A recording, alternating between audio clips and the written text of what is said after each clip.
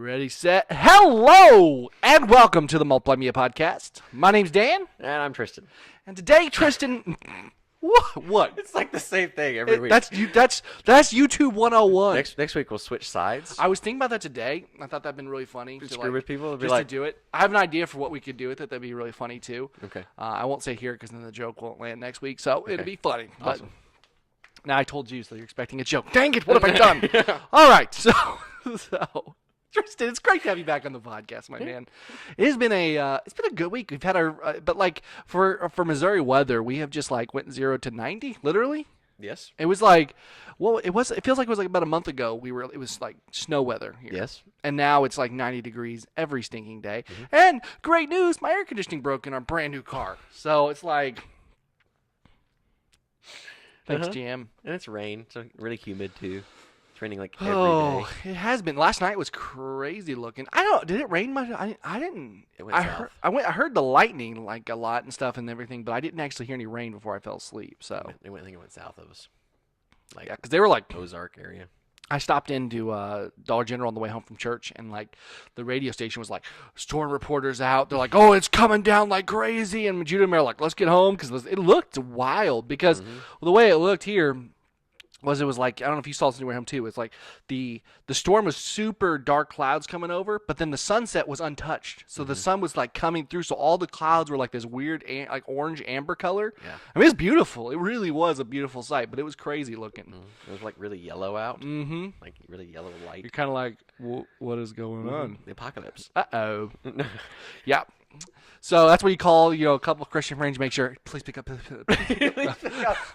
I'm not alone here. Come on, I didn't miss the boat. No. Have you ever done that though, where like all of a sudden you go to like you're driving up, like you're calling someone, they're not answering, and then like also you think to yourself for a second, wait, did the rapture just happen? Only after like a really long nap. Yeah. Like you wake up from a long nap and you're like, what year is it? And you're like, am I the only human left?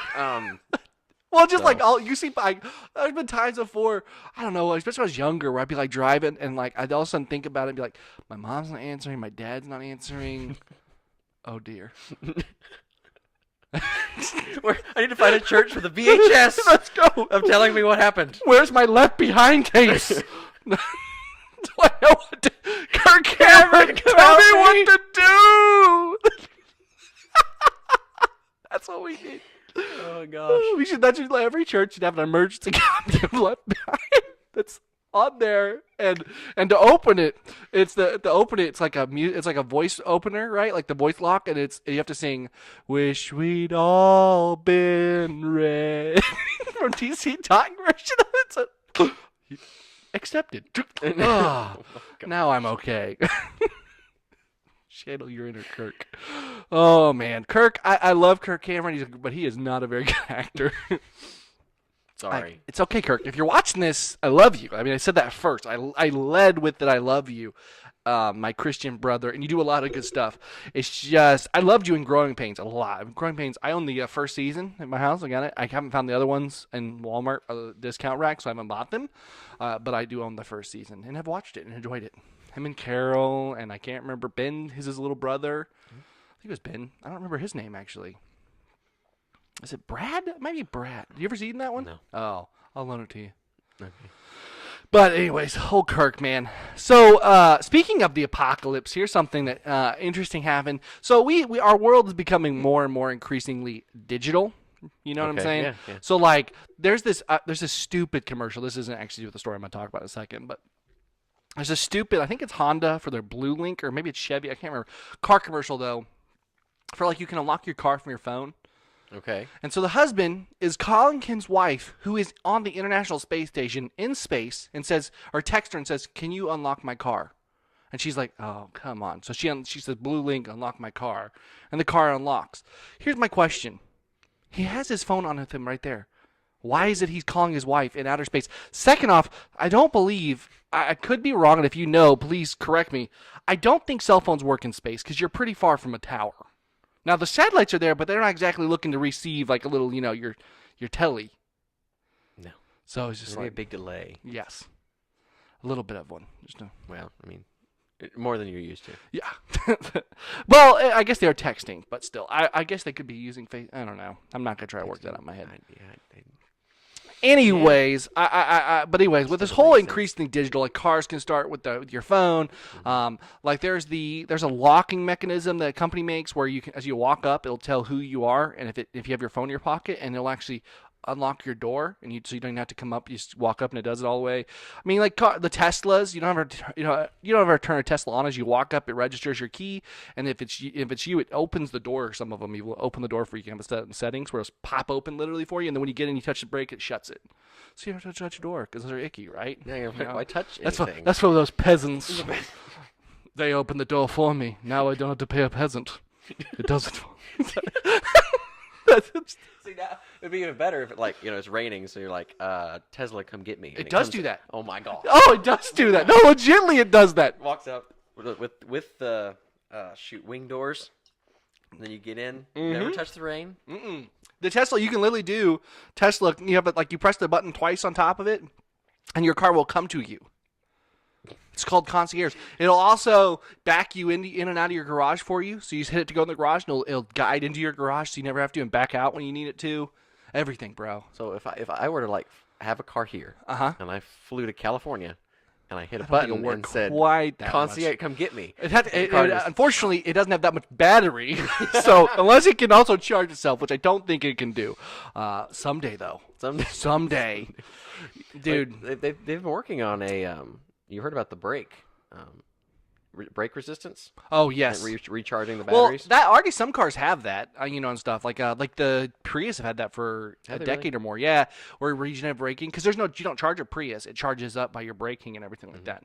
And so actually, I think it's weird because in normal cars you want to brake less, but with Priuses you actually get better city mileage a lot of times than you do out because of the and plus the lower power it needs, it also can run the electric motor more.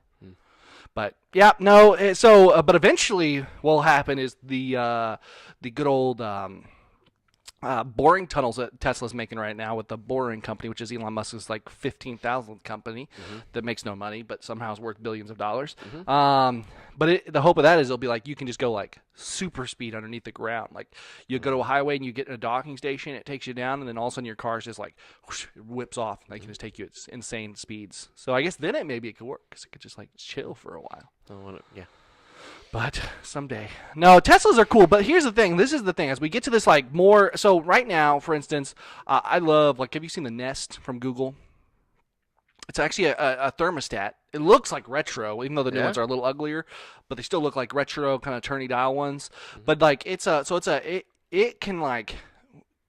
obviously part of what technology gives you better analytics. Like you can see when you're actually using your heat, how much is needed, how to heat and cool more efficiently. But you can control it from your phone. So say you're sitting here and it's getting cooler, and you say like you're going home for the weekend, and when you come back, you're about an hour out. You say, I want the house to be a little cooler. I left it hotter when we left. You could bump it down when you get home. It's cool. Or say in the daytime when I'm not home, I want it to be 4 degrees hotter. But then when I get home about an hour before, turn it down 4 degrees cooler, so that when I get home, it's nice. So it can do things like that. So they also have the Nest. They have like a camera you can put, which is like security cameras that are all internet things. They have locks. It basically it's made a whole nest of different things. But last night, I think it was. Let me read here. I think it was for a couple hours. All of the Nest products just went down. Like you couldn't touch them. I think they would still work if you went physically to it, but all the digital side of it stopped working. And that begs the question of why I think, in part, digital, and we've talked about this extensively, is risky. Because it's so dependent. That's what I think is somewhat nice about stuff like say, the Tesla's version of driving capability. It's not using because we become increasingly dependent upon the cloud is the other thing. It's not like most of your computing isn't done here now. It's done on some other major place and whatever else. And so we're so dependent upon the internet, it's kind of a terrifying thing. Yes. I feel like I talked a lot, so now you need to talk. No, I need to talk now. Yes, I agree. Because you're taking... that's all I have to say, no. You're taking something that is... I mean, how do I want to say this? We have safeguards for most things that are important to us. But with technology, there's no safeguard for technology. When technology fails, it's just done. It's gone. Toast. And so, we're putting a lot of dependence on this stuff, and then there's no backups. Yep. So if we get to the point where self-driving cars don't And have it's steering wheels, illegal. Well, I don't think we'll ever get to the point where there has to. I think there always will be a steering wheel. Now, it may not always be physically present. I think like it'll come forth if there was an issue. yeah, The new VW bus has that. That's the thing with it because it's meant to be Really? self-driving. So if you want to go into manual mode, it just pops out a steering wheel. I feel like that would like hurt. Like you'd be sitting there and be like, all of a sudden manual mode. Yeah. There's drawbacks to everything. But it is. It's a real fear. I understand the fear. While I like the thought of technology, I like the thought of having more. Like we had the simplest form of automation. So automation. Yes. Back when our second house Jude and I lived in, we had I had my Xbox which had Kinect on it and everything like that, and I could tell I could say Xbox on, it turned my surround sound, my TV, and my Xbox on. It was great. And then I wanted to buy the Philips Hue lights, but those things are stupid expensive.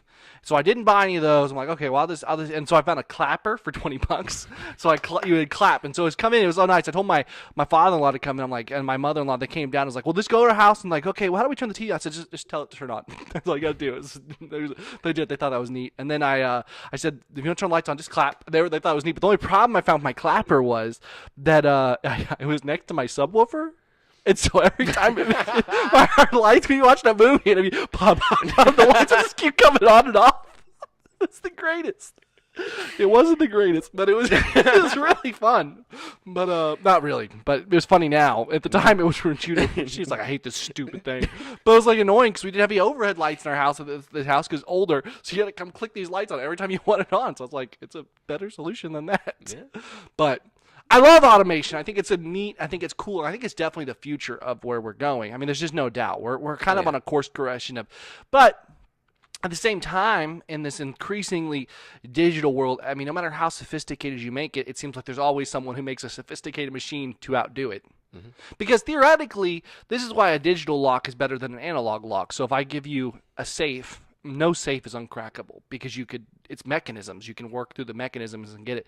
A digital lock, technically, you can theoretically make it unlockable because it's just so sophisticated. It'd be the time it would take to unlock it is impossible. Mm-hmm.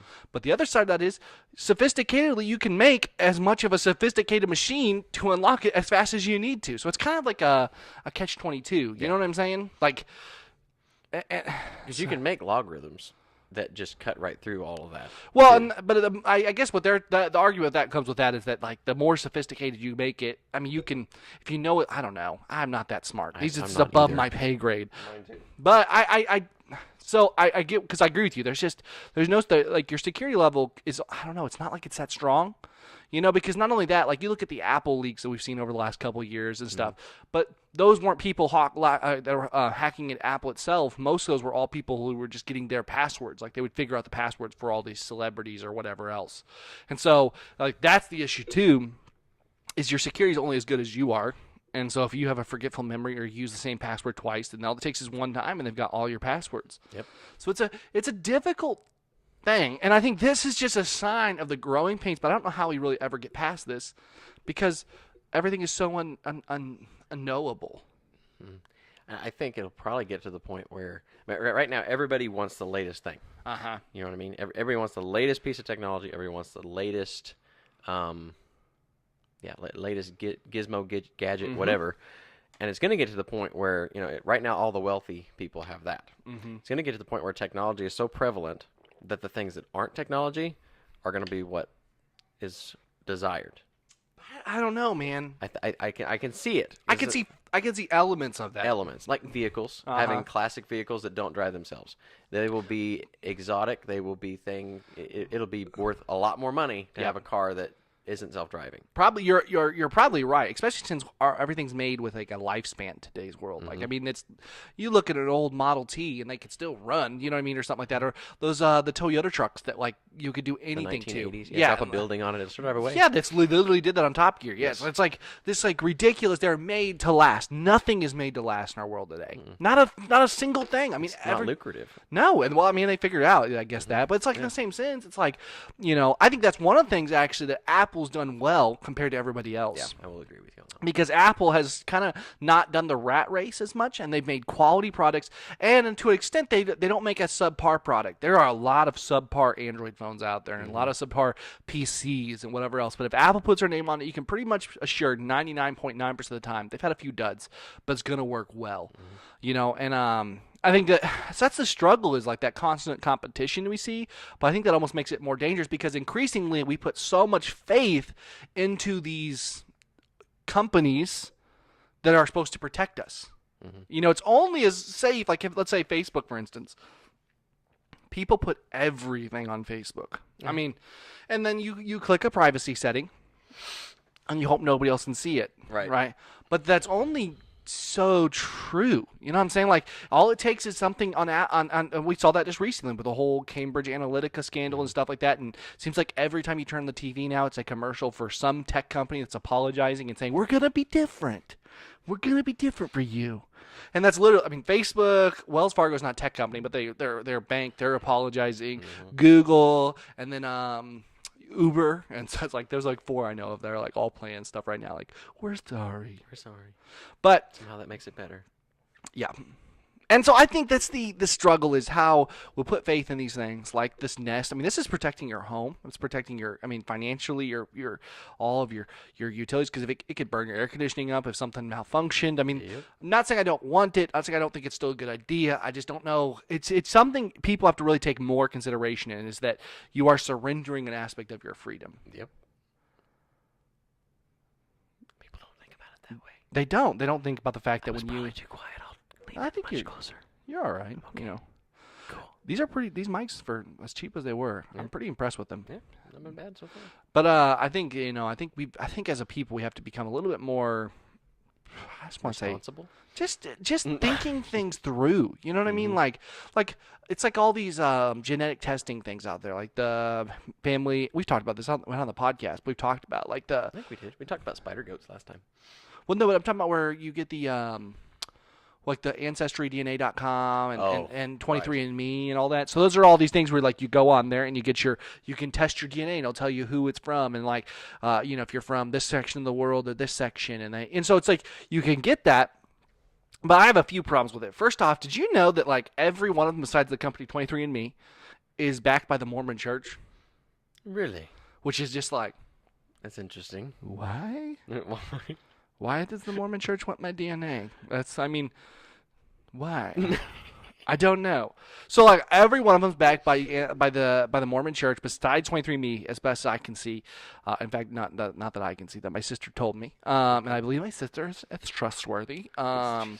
She does her research. So but because my sister was looking to do it, because she was curious about it, so she did all this research and she found that they were the best company, and also they're the only ones to do it like proper lab conditions. Like a lot of them, like they're kind of subpar, not to quite the standard of like a criminal lab or something without contamination. Okay. But a lot of them too, you'll get mixed results. Like you can send your DNA and you'll get like completely contradictory results a lot. Yeah. So, but I don't know if that's 23andMe, the one my sister did. I just think there's a lot of subpar ones. But you're also handing your DNA over to somebody who they're not going to get rid of that information. No. And that's another thing. It's like we think about these things, it's a cool service, but like, what is someone? I mean, like your DNA in our criminal system is a death sentence depending on what it is. If your DNA is found in a certain situation, it's irrefutable. Like you were there, this is it. You couldn't have got here another way. You know what I'm saying? Mm-hmm. And I don't know. I don't want to be like that conspiracy guy. Like I don't think the government wants to come get me yet. Yet. No, but I mean, it could come that day. I don't know. You know what I'm saying, though? Yes. I don't want it's like Jason Bourne. Whenever they put his thumbprint on the second Jason Bourne movie on the bomb, everybody's like, Jason Bourne blew up the embassy or whatever it was. Remember that? Yes, vaguely. Been a bit. Get a second. Get that going, Tristan. Been a second since I watched that one. I haven't seen it in 15 years probably. 15 years. I don't know when it came out, but it's been a long time. But you know what I'm saying? So like, it's. I don't know. I just feel like people just rightly, it's like, oh, here, take my life, take my information, take everything, and it's like, you got it. Or even like it's the stool sample thing. I don't like the idea of like going to the bathroom. Yeah. Stool sample? No, I'm thinking of the colon check.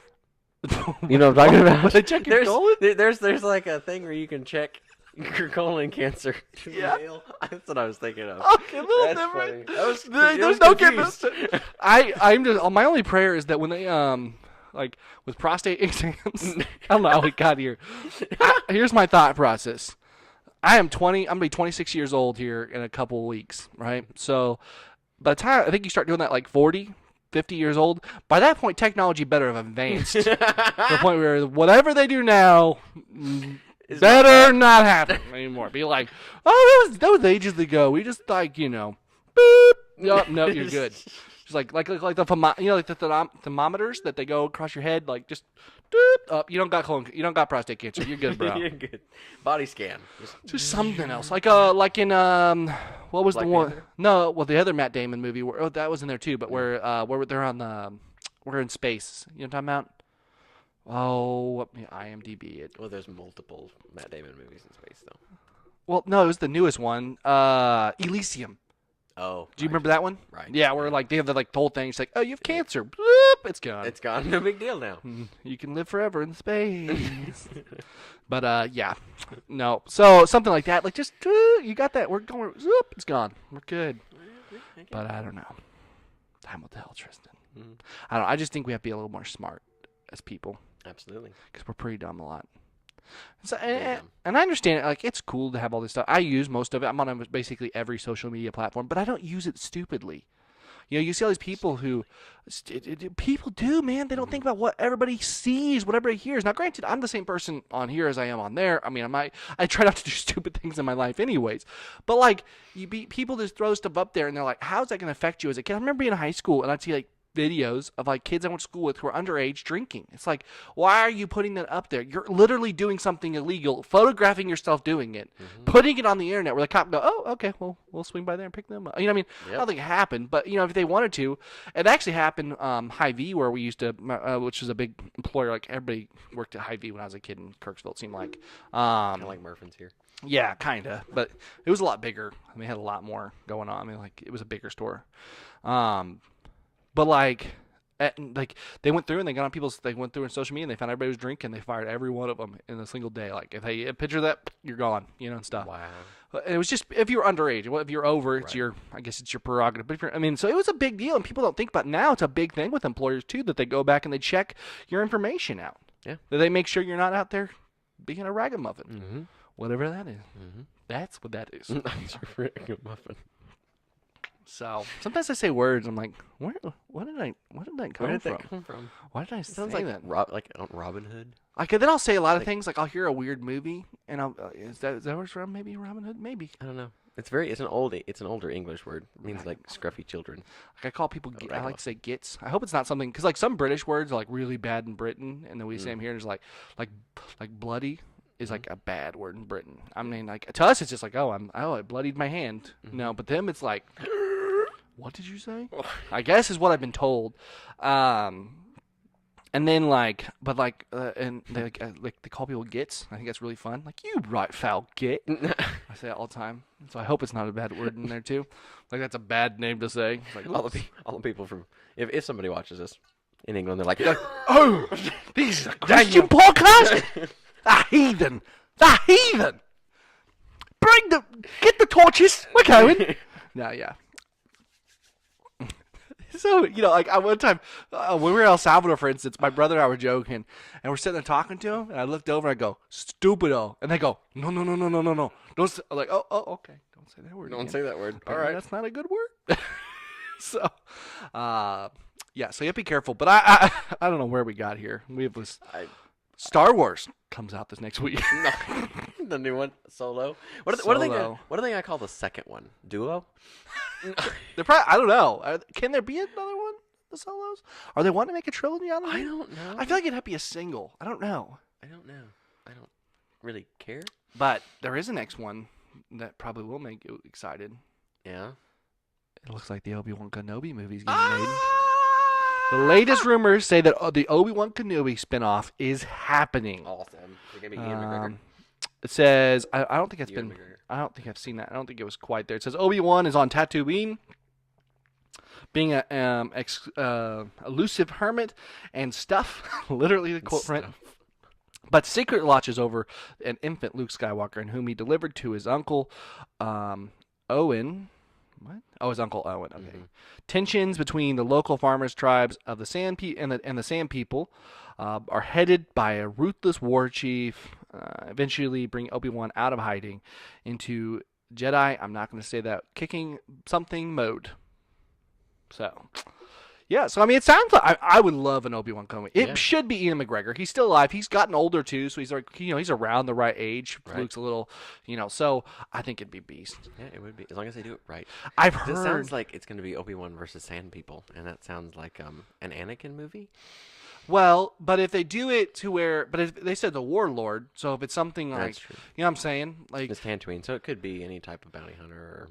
And well, I mean, like, and I think he'll have to be a little bit more discreet because he can't use a lightsaber. If you pull the lightsaber out, you're gonna be instantly recognized as a Jedi, and like, there's bounties on it because like that's what happens after the events of whatever it was. I can't remember what the order was.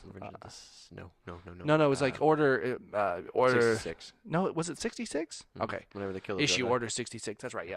And so, do you know what's crazy too? Little Star Wars lore. Do you know that the Jedi knew Order 66 was a thing, and it was like, and they helped put the order in place just in case someone ever turned Order 66, and then Palpatine used it on him. It wasn't like something he didn't know. Yeah. Good job, Yoda. Well, they didn't know he was a Sith Lord. But so we are geeks now. But I love it. It's all right.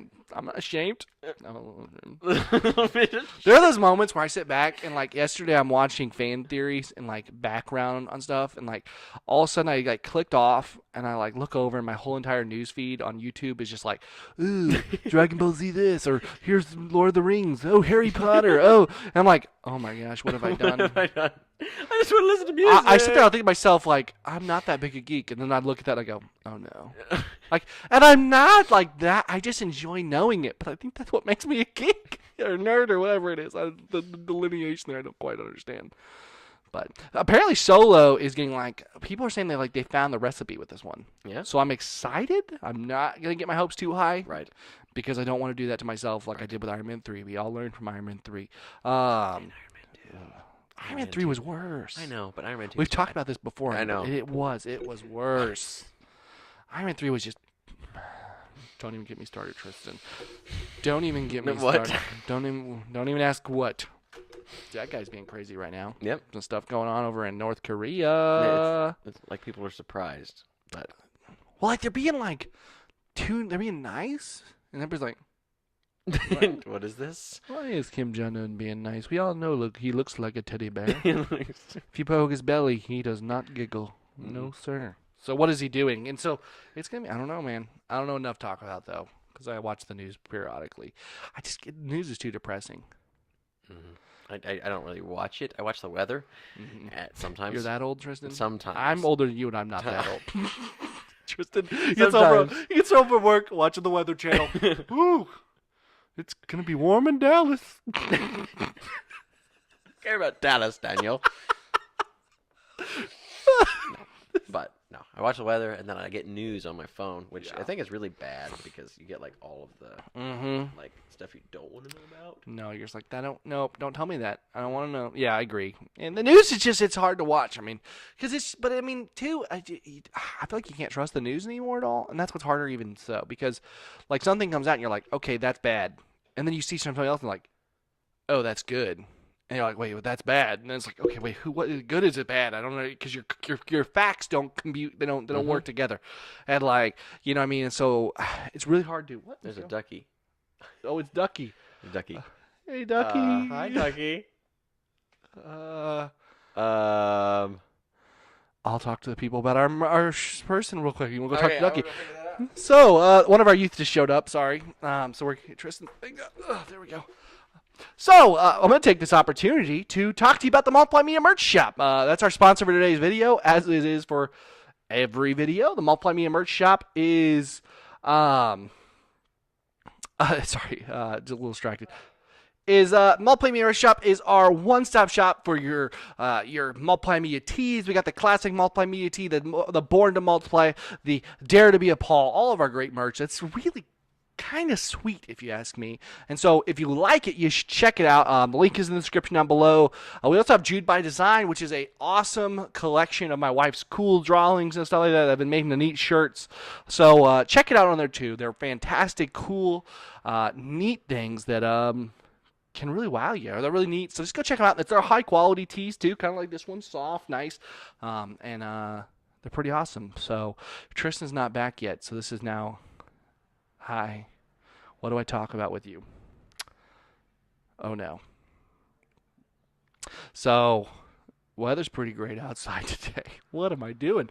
This, podcasting's not supposed to be by yourself, but it is right now. So, I think God's doing some interesting stuff in the world right now. I tell you, there's been so many neat things happening that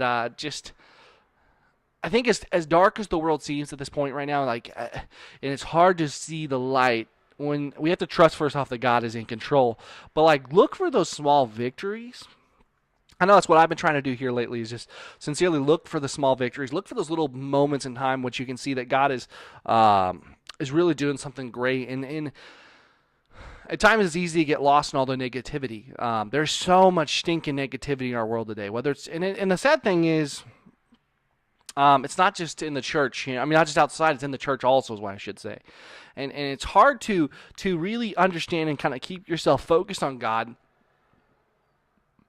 whenever everything seems like it's absolutely haywire. I think as Christians, the reason that we struggle often too is because we've really taken a lot of the tools that we have to talk to God, right? So we've talked about this a lot on the podcast, but specifically like prayer, taking the tools, the moments of prayer, taking those times in which God is laid something on your heart, right? So a hope, a dream, whatever that is, and I think taking the things which God has given us to learn about God. Bible reading can't be overstated, and we talked about this about do we need to redefine the terms in our last podcast, I believe it was. Because, quiet time, it's important. But it's not just this time which you read the Bible. And I feel like we read the Bible so passively in today's world. I think that's a huge struggle that we have.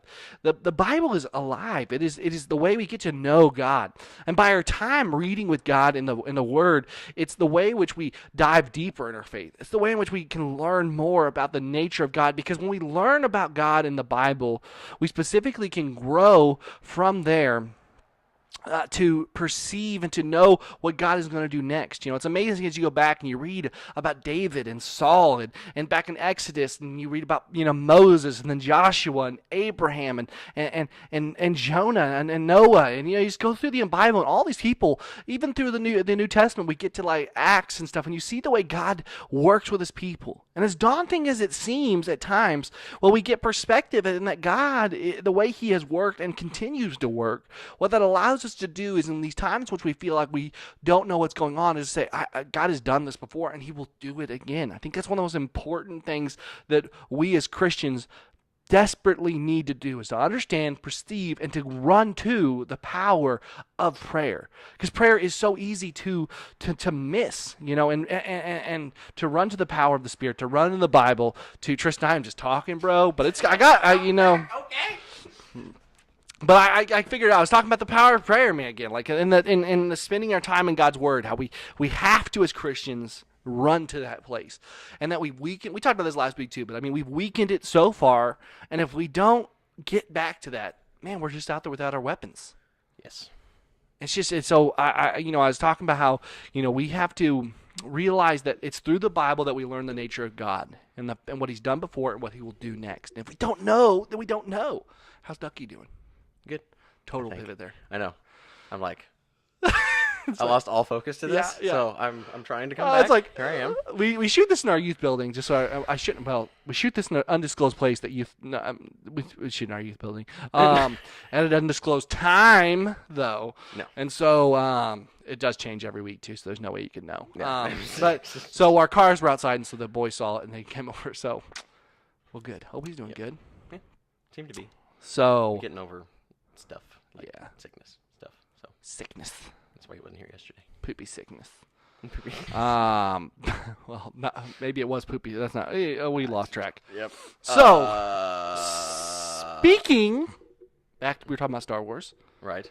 Going back to Star Wars for a second. there is this is a cultural issue that I think is going to become more and more of a thing. But okay, so Star Wars, how would you rank that in your top like movie franchises or movies, My top. like favorites? Like, Okay. is it one, would you say it's one of your favorites, if not the favorite? How would I rank Star Wars? I would say it's definitely in the top 10. It's hard to think of like movie franchises. Or just movies in general? Like, Marvel's like way up here. Mhm. Like they're what they've done with that is just as far as a franchise or a universe. uh-huh. Oh my gosh.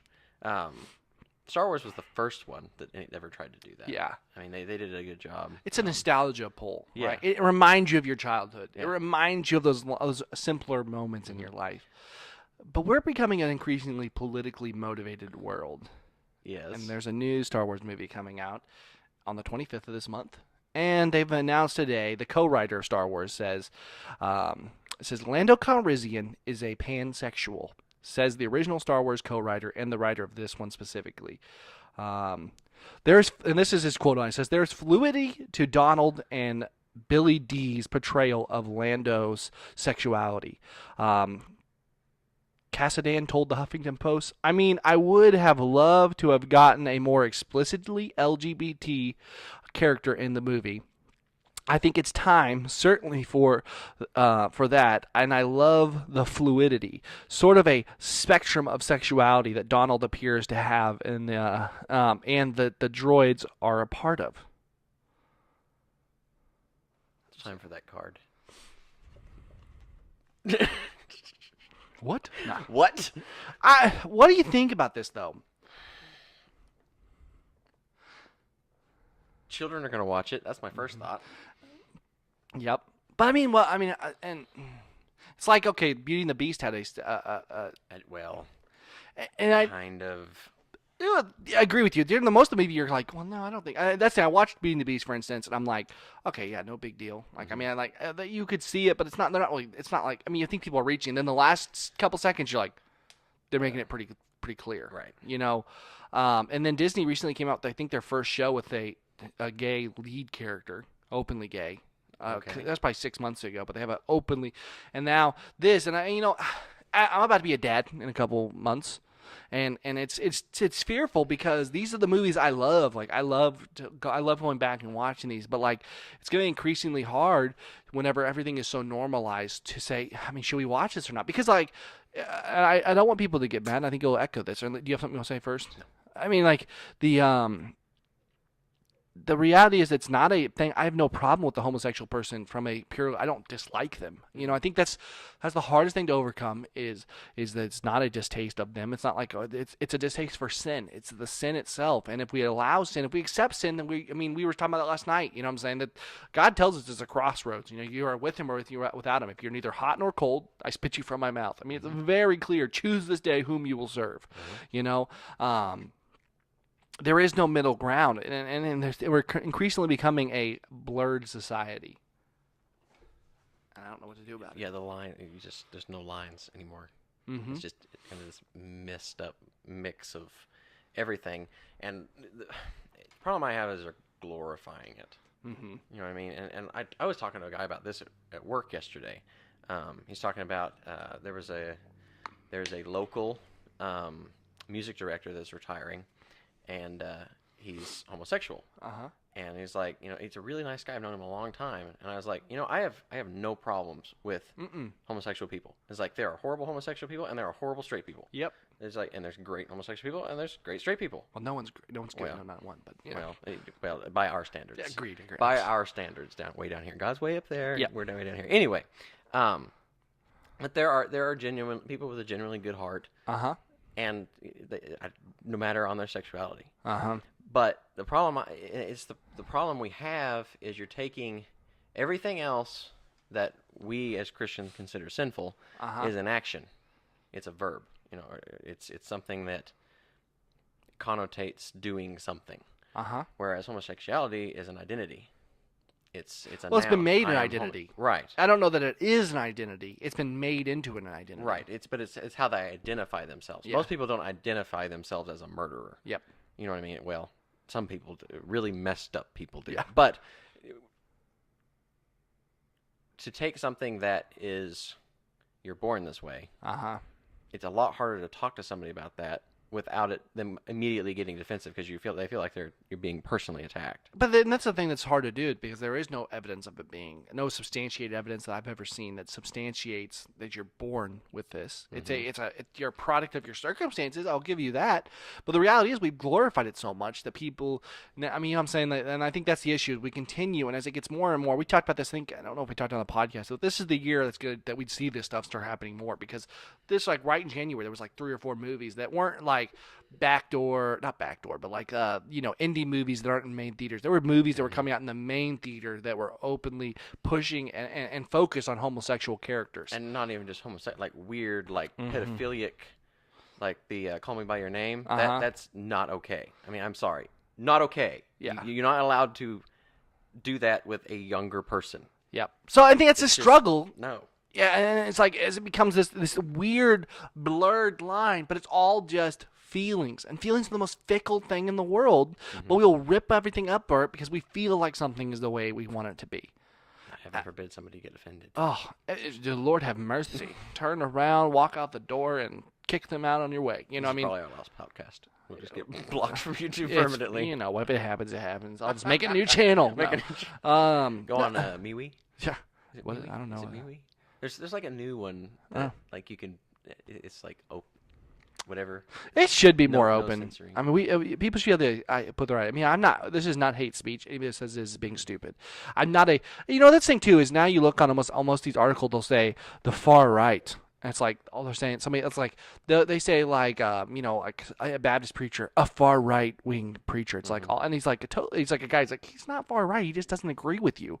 So now it's like no longer is this like disagrees with homosexuality. No, it's like they disagree with homosexuality. It's like the portrayal has switched so much. I'm just like I do not agree with this idea, but now I'm hatred. I'm a bigot, and it's just we've just crossed a line, and stuff like this I think is just so. They're obviously not going to point it out in the movie. It sounds like it says it's just something like he's like, oh, he's pansexual. You can see it somewhat in the way he acts, but I don't think it's something that'll be overly put out. But that is not true. Lando Calrissian in the original Star Wars, no way gave off that vibe. In no way, shape, or form. It's been so long since I've really seen it. I mean, he wears tight pants, but I mean, I wear tight pants sometimes. So Daniel, what? Is there something you're not telling us? No. But I mean, I'm saying, like, I don't know, man. I just think it's silly, and we see stuff like this happening, and I don't know where we're gonna go from here because it's like it's gonna get worse before it gets. I mean, what is I feel like I don't want to misquote a verse because I can't think of the exact reference on this one, but it's something like, but God gave them over their desires, and it's like if you turn from God. Keeps asking you to come back over and over and over and over again, and then you don't. He just says, "Okay, you do whatever you want," and I think that's where we're at as a country. Agreed. It's like he's just okay. It's what you want, go for it, and then it's gonna eventually bite us, and we're gonna realize, hopefully, before it's too late or after it's too late. It's just, I mean, there's just. This is no longer because before it's always been like I mean I don't know it's like it's no longer it's just changed in the last few years.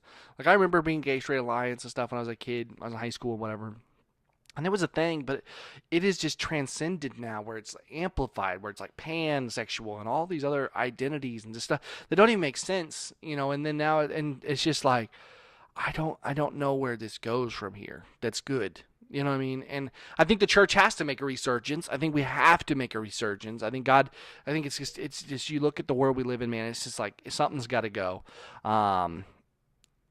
Here's what I think that's that verse right here. This is Romans 1:28 says, and since they did not see fit to acknowledge God, God gave them to their debased minds to do what ought not to be done. And I think that's the reality where we're at, man. Like, we've crossed the threshold. And we need to quit lying to ourselves and say we live in a Christian country. And it's just not true. And that's the thing, too. I think it's not there is no such thing as a Christian country. I mean, it's not true. It's not. The nation of Israel was the nation of God, yet still they did things that were an abomination to him. It's people You know, there's the nation of God in the sense that we are the people of God.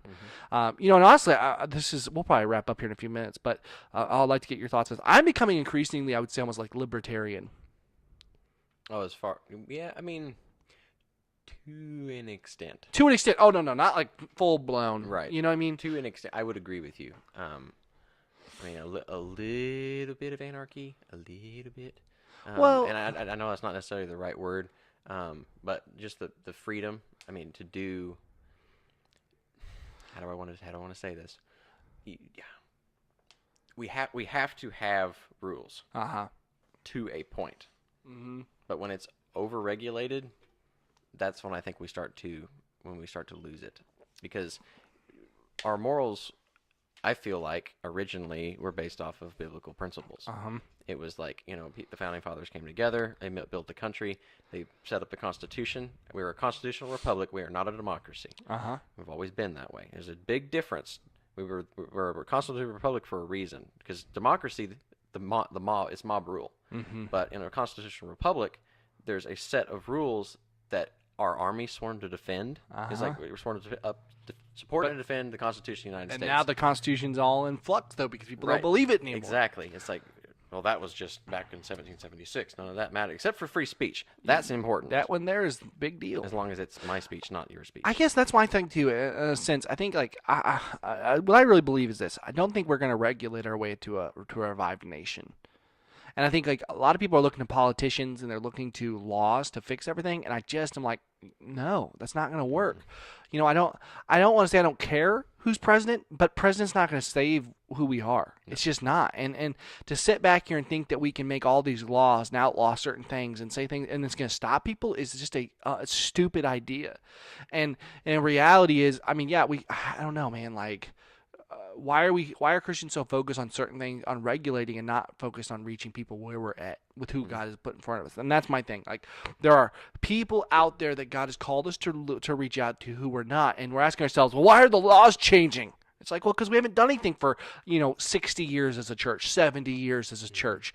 We became buildings of hey, we got really good food. Come see us. You know what I'm saying? Like, and not, hey, we are the gospel. We're bringing the gospel to you, and we're inviting you into the family of God, and we're going out, and we're being integral parts of our world. The church is not a part of the United States. It is not. And decreasingly so. And I look around and I say, Chris said this thing to me. Chris Selby is one of my good friends. He'll be on the podcast sometime. But he said, when's the point in which when we say to ourselves, the church is no longer the church, and we have the Reformation moment? We talked about this. I don't think we talked about it on the podcast, though. I don't think so. And I think, where are we? When is that? Maybe we did. We might have talked about it last week. But we talked about it before. I don't think we actually talked. I don't think I came out and said that on the podcast. Okay. Even if we did, it's a good topic. So, at what I think we need to recognize it now. Recognize it and say we can still make a change. Right. That Andy Mineo song I showed you, that quote at the end, it's like, give me the strength to accept the things I can't control, the strength to change, or the courage to change the things I can, and the wisdom to understand the difference. And it's like, I butchered that, but hopefully you got the gist of it. I got it. As a country, we're going to talk about a Christian nation, we can't just hop in and fix it. We can change our sphere of influence. It's like we have the power to influence that, and then the wisdom to realize what we need to be doing, and that is gospelizing. Yes, and it's exciting. We're both on the mission committee here, and to see an opportunity this year more so than ever for local missions. I mean, I'm kind of, the more I think about it, the more I get excited about it. And so it's I still don't know what that looks like. The thing is too is we have to really use the opportunity God's given us. If we don't use it, then it's not going to. I think that's the thing, is that the church is trying to show up now and be like, hey guys, I think something got lost in translation here, and everybody's trying to like act like what's going on, but it's like we haven't done it for so long. Nobody believes us. Nobody cares. But I think the statistic that hits me the hardest is like 20 or 30% of millennials say that they're religious, but 80% say they're spiritual. Mhm. 80% are open to there's something bigger than themselves. And the fact of the matter is that 80% hasn't heard the truth of the gospel, more than likely. And so I think it's our job as the church to be that difference maker, to be the people who do. And then we can ask ourselves and to make the difference about these things. And because you have to affect these things culturally, not individually. These are not a spear coming at it. And I think that's a problem that the church has done, a lot of conservatives, where a spear coming into people who don't just look as like, oh, it's really cool. This is a ideological position. This is something, a core fundamental pillar of them now, of like the gay gay rights agenda and abortion and all these things, and these are drugs. These are pillars now of what they believe are ideologically correct. And so we can't just come in and say, nope, bop, bop, bop, and they're gonna be like, why'd you knock my stuff over? Put it back up. And then they're going to fight. You know what I'm saying? Like, we have to go in and say, hey, listen, I see the merit of what you're saying here, but let me tell you why I don't agree with you. And hopefully have a conversation, but that conversation can't happen if we're just coming through with big old bats, smacking everybody, saying, wrong. Why am I wrong? Because you're wrong. Look at it. That's not how it works, sir. It's not the truth. And it is the truth, but you have to do, our heart has to be right in it. It's not right now. So well, and kind of like what you talked about, the commentaries, the far right pastor, the dialogue, the divide is just continually growing. It's like used to it was right and left. Now it's far right, far left, whether they're actually there or not. And if you believe one of them, you're the far left, and you believe one of them, you're the far right, whether you are or not. Right. So until we can sit down and have a conversation with someone, knowing we will never come to the same conclusion, or possibly never come to the same conclusion, and be okay with that, we got to get to that point. And not only that, I mean, like literally, I think we as Christians need to weep more for the lost. I mean, that's the reality. I could care less about what laws are in the country. I mean, I care, but I could care less comparatively to the people who are going to hell right now because they don't know Jesus. And I know that is what laws are passed our nation are so far behind where our spiritualness is. Because if we get ourselves spiritually right, everything else will follow. And there are so many people willfully walking into the gates of hell with glee, not knowing what's coming their way. And we as Christians are sitting here going, what are you doing? Go back to that one little spot because that was wrong. It's like, no, we need to tell them about the hope, not just where they're wrong, because that's not what Jesus did. Jesus proved himself by what he did for people. He worked. He was a heart. He was a worker. He was a steward. We are not stewards in the church today. And we have to rectify that. So, do I get to ask questions on this podcast? Yeah, of course. You always get to ask questions. Well, normally we just have dialogue. It's true. Yeah. You're the main question. Anyway, so we've talked about defining terms. And talking about religion versus spirituality, and 80% or 90% of millennials think that they're spiritual. So how do we get Christianity to not be a term that they misunderstand, because they think of it as religion and rules? So how do we get to that point where when you go to talk to someone, how do we turn that and pivot it? I mean, I think the first question is what is Christianity and what is God? Because Christianity is a religion. How do we stop letting ourselves be defined in the way of a normal religion? How do we stop? Because religion is as we talked about a lot, but man working his way to God, it's an ideological principle. It's like us working. This is the things I do for God. When it is, I think the word that has come to my mind so much in my personal time here as of late is inadequacies. I am inadequately equipped, and so I need God. When you go to people with a heart of that, and I don't care about my building, I don't care about my budget, I don't care about anything else besides Jesus. And I think that's the thing we have to do as Christians is we have to surrender and say to ourselves, well, what is sacred? If it's not in the Bible, it's not sacred. God doesn't tell us to do it. It's not sacred. I think that's where we have to define that, is cast off all the extra things we put up in front of these walls we put between us and God, and these walls which we put up to say, hey, this is how you know who we are. And say, no, you know how we are by our works. And faith without works isn't dead. Never, and so, or is dead. And so that's the reality of it. I think that's how. I don't know. And I think we have to really evaluate as Christians, like I said, what is sacred, and say, hey, I know we love this about what we do, but is that important today? Is that really serving the kingdom? Because if we did that and we say, I love this, but it has to die. I think Greg from Dare to Share says it best when he talks about how much he loved those conferences they did. Now, if you don't know Dare to Share, we've talked about it extensively, but they're a youth evangelism organization, and for 25 years they did these big citywide conferences. And Greg, when he talked to us about it, I think you were in there too, I mean, he literally broke into tears because he's like, I love these conferences. Like, I love them. He says, and I don't want them to go, but I know they need to die in order that the next can become. And I think that's the heart we have to really look at ourselves and say, what are we doing and what's important to us? Is this, no matter how near and dear to our heart this may feel, is it truly important? So, agree, disagree? No, I think you did really good. So that's what I was thinking. I mean, we have to be people and be real people. I think a lot of times, especially if you are actually acting like a Christian outside of the church, people see you as either a goody two-shoes or unapproachable, because it's like, well, it's like, how can I even talk? Like, how can I even talk to this person? Because they're on a completely different level. We're not even gonna understand each other. They're gonna think I'm like some dirty, horrible person. That's not. We got to somehow break through that barrier, and be. I have that divide at work. I mean, I work in manufacturing, and manufacturing inherently has rough characters. It's like people that are come in hungover, people that show up late to work, that kind of stuff. And so to be able to be a real person and actually have a conversation with those people and let them know it's like, I'm just a normal guy. It's just it's okay. You don't freak out on me here. Don't have to act differently just because you're around me. And I think that's the problem right now is we're fighting the old stereotypes of who people say we are. You know what I mean? And I think that's also, I think the way we overcome that part is by being out there where people can see us, that we are different. Hey, I know a lot of Christians. That guy's not like a lot of the Christians I meet. And I think we show ourselves different, And I think that it's a struggle and it's a complete rewiring, because Christians now are like, I go to church. I do my job. That's what I'm supposed to do. Don't put any extra things on me. It's not what I'm here for. And we have to look at ourselves and say, no, it has to go deeper. We have to take this another level deeper, because if a tree isn't growing and bearing fruit, it's dying.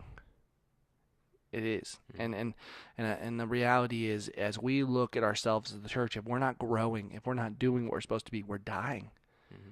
And maybe every year we have a few new babies arrive, so our attendance goes up a little bit. But if we're not growing and reaching the lost, we're just slowly withering away. And we have to ask ourselves sincerely, how do we go deeper? And what do we need to do to stop being just the normal?